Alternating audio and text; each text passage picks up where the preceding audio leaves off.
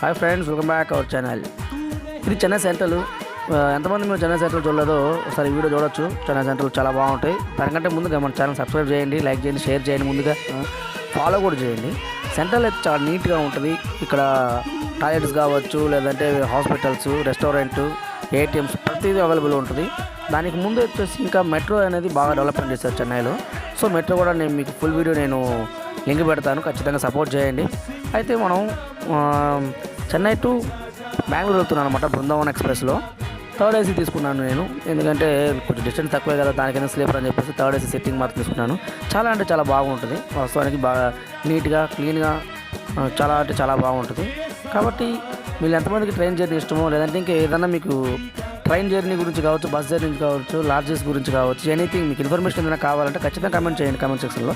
నేను డెఫినెట్గా దాని గురించి నేనైతే వీడియో ఖచ్చితంగా మీకు చేస్తాను. దాని గురించి ఇంకా డీటెయిల్గా నేను వీడియో అనేది మీకు క్లియర్గా చూపిస్తాను. Thank you so much.